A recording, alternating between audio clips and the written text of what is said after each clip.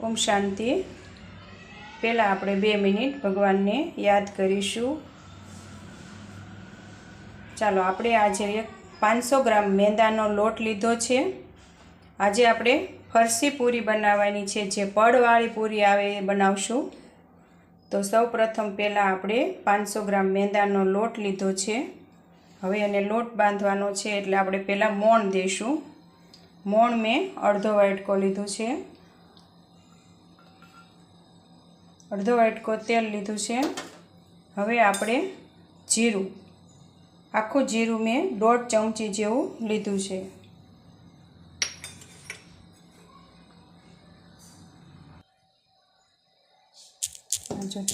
તેલ છે એને મોણ દઈ દેવાનું છે। પહેલાં આપણે આ રીતે જો બધું મોણ દેવાઈ ગયું, જ્યાં સુધી મુઠ્ઠી ન વળે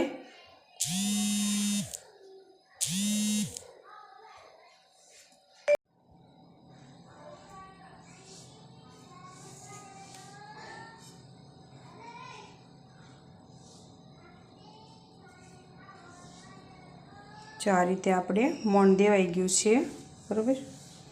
હવે આપણે એમાં 1.5 ચમચી મરી પાવડર, અડધી ચમચી હિંગ અને સ્વાદ પ્રમાણે મીઠું, એટલે મેં 1.5 ચમચી જેવું મીઠું લીધું છે।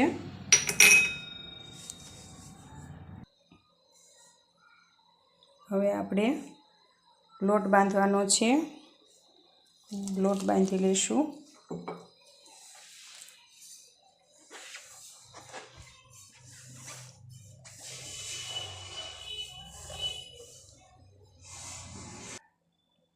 ચાલો મિત્રો, આપણો આ લોટ બંધાઈને તૈયાર થઈ ગયો છે।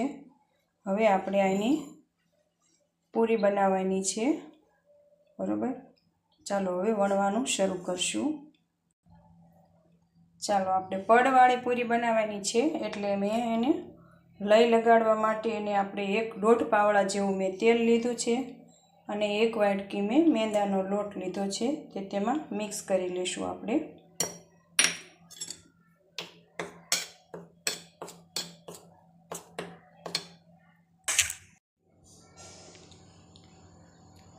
ચાલો લોટ લીધો છે,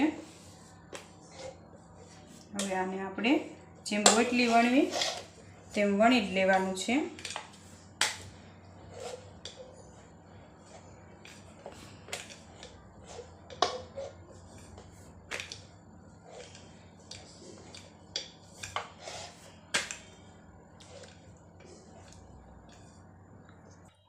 ચાલો મિત્રો, આપણે આ રોટલી વણાઈ ગઈ છે। હવે જે આપણે આ લઈ કરી હતી એ લગાડી દઈશું, કારણ કે આ લગાડવી જ પડે, નહીતર પછી આપણા પડ જુદા ન પડે।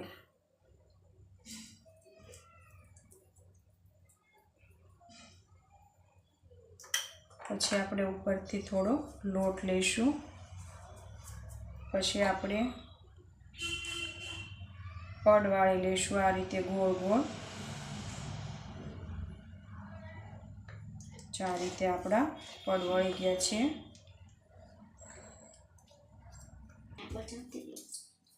જો આપણો રોલ તૈયાર છે।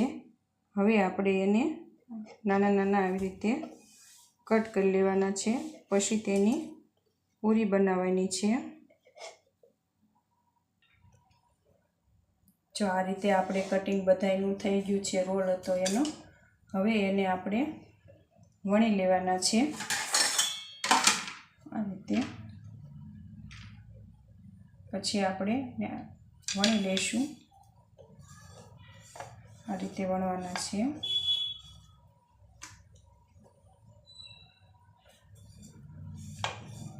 જો મિત્રો, આવી રીતે આપણે વણી લઈશું, બધી પૂરી આપણે વણી લઈશું, પછી એને તળીશું।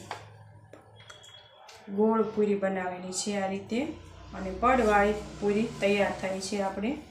જો દેખાય છે પડ તમને?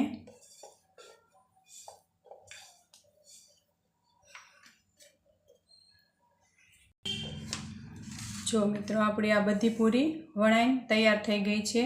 હવે આને અડધી કલાક આપણે સૂકવવા મૂકીશું, પછી આપણે તળીશું। ચાલો મિત્રો, આપણી પૂરી આ બધી સુકાઈ ગઈ છે. હવે આપણે તેને તળી લઈશું. તળવા માટે તેલ પણ મેં પહેલેથી મૂક્યું હતું, એ ગરમ થઈ ગયું છે. હવે આપણે પૂરી એમાં તળી લઈશું.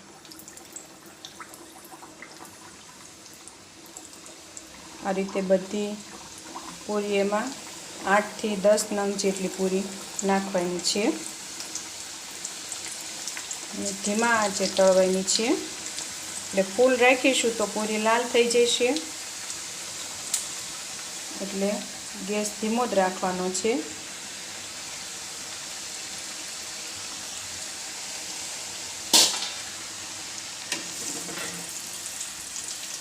આ રીતે આપણે પછી એને પલટાવવાની છે.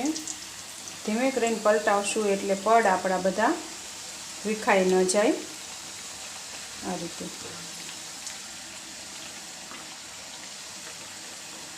બદામી રંગની થાય ત્યાં સુધી આપણે એને તળાવવા દઈશું. ચાલો મિત્રો, આપણી આ પડવાળી ફરસી પૂરી તૈયાર છે. જો દેખાય છે ને, બધા પડ અલગ અલગ થઈ ગયા છે. હવે આપણે ભગવાનને થાળ ધરવા હાટું પૂરી અલગ બાઉલમાં કાઢીશું.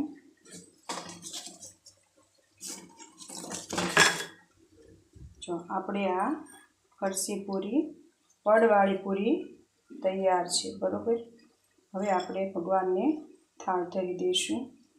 એકદમ કુરકુરી અને સરસ ખારી ખાતા હોય તેવી લાગે. આ પૂરી તમે ચા સાથે લઈ શકો છો. ચાલો ભગવાનને આપણે થાળ ધરી દઈશું.